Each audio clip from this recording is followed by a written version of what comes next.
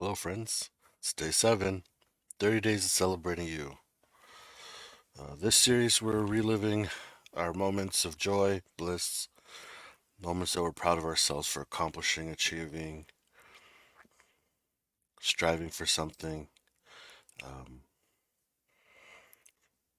reliving and retelling our moments where our light shined a little bit brighter uh, that day, and sharing it in the comments with the community and the universe, with the hopes that we lift our vibration um, a little bit more at the end of the 30 days because we relived our joy. So, my day 7 story is in high school. Uh, I was uh, I was a wrestler in high school. I was on the wrestling team. Um, and for those of you that don't know, wrestling, you have to um, there's weight classes that you wrestle at. So um, a strategy for being competitive is to lose weight, to go down to a lesser or lower weight class. Um, so I wrestled. I used to lose a lot of weight to drop to the lower weight classes so that I could be more competitive. So let's see. For instance, my freshman year, I think I was naturally one 180, and I wrestled at the 119 weight class. So yeah, that's about 60 pounds that I lost my freshman year.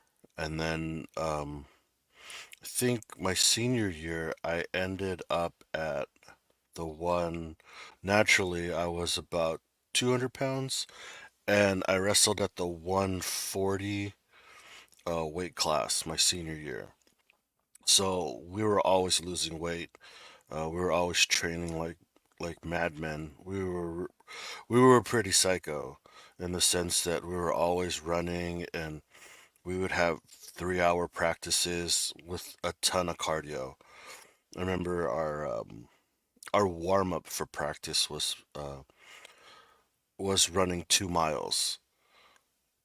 That was just a warm up, and then after that we do our cardio, and then we do our wrestling, which is basically fighting without punching or choking.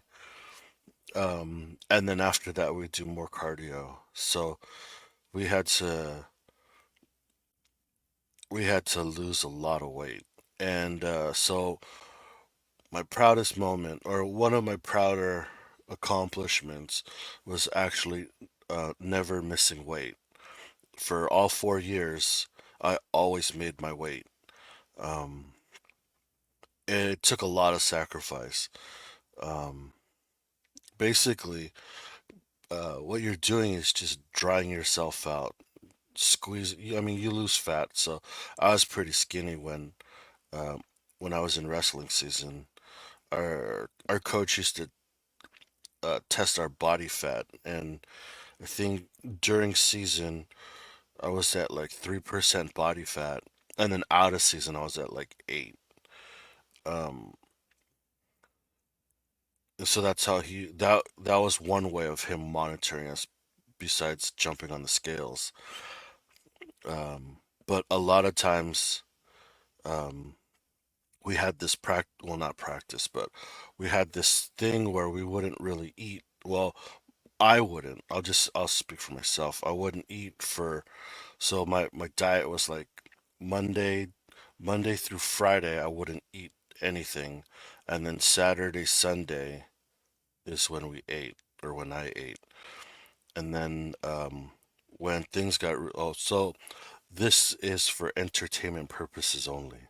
Please, if any children are watching, do not follow this example, um, or seek the advice of medical professionals. But yeah, um, for for most of the time when I was wrestling, that was my schedule was eating Saturday after weigh-ins, and then we'd have all day Sunday to eat, and then maybe you would get a lunch on Monday, and then the rest of the time you were fasting while doing these insane workouts. And then where it got really intense was um, I used to monitor how I knew I wasn't eating, but where you could get in trouble was if you drank too much. Again, for entertainment purposes only. Um, because if you drank too much, then you would either feel sick or you would just have to work a lot harder to burn that water out. And so what I used to do was my senior year, I carried a baby bottle and I'd fill it with ice or I'd fill it with water, but I'd have a baby bottle and that way I could keep track of how much water I was taking. And I almost got it down to where I knew like if I drank an extra baby bottle of water, how many miles um, I would need to run to burn that off. So I remember there was one tournament that we were supposed to go. Well, we had a meet on Friday night on the North Shore in Kahuku, uh, in Oahu. And I grew up in Hawaii, so I lived on the island of Oahu, and I lived probably about a 10-minute walk, 5-10 minute walk from Waikiki Beach. But we had a wrestling meet in Kahuku, which is on the North Shore, and it's pretty rural up there. And so I remember we were up there, and we had a tournament the next morning, and I had to lose a pound and a half. And I wasn't wrestling in the meet. I didn't have a match in the meet, but I needed to make weight for the next morning. And I jumped on the scale just to check, and I drank a little too much water that day. Um, and so I had to run. I knew I had to run. And so I told my coach I'll be running. And a buddy of mine went with me. And like weirdos, instead of running on the track, we went and ran on the highway. Well, the way it works is just two lanes, one lane going north, one lane going south, and it's a highway, but it's really the street. And so I remember we just ran. We ran until we got tired, and there was, and then once we got tired, then we ran back. So what the bus driver was like, "Hey, where'd you guys go? I saw you guys running." And then we we just went north, and then we ran until we got tired, and then we ran back. And so the bus driver took the route, and it was 6 miles. Uh, it was so we ran 12 miles. Well, that morning I was a half pound uh, s- uh, under, and so I was like, wow, I was relieved because I was so tired uh, from running those 12 miles. But that was this kind of stuff that we had to do. We would have to to run a lot with like sweats, 2 layers of sweats on. I used to use a diving suit underneath my sweats to sweat a little extra, or we go to the saunas and stuff like that. But yeah, I was always proud of the fact that I had the mental discipline and I never gave up, even though, no matter how hungry I was or tired I was, I always made my weight. So it's kind of wild story, kind of crazy, and probably not one that's smart on my part or recommended for others. But yeah, it was an accomplishment um, with a lot of struggle, and that's probably why I'm so proud of it because I overcame all of the struggle, which is also kind of curious as to why I would call something like that into my life path. Was for 4 years that was my routine, um,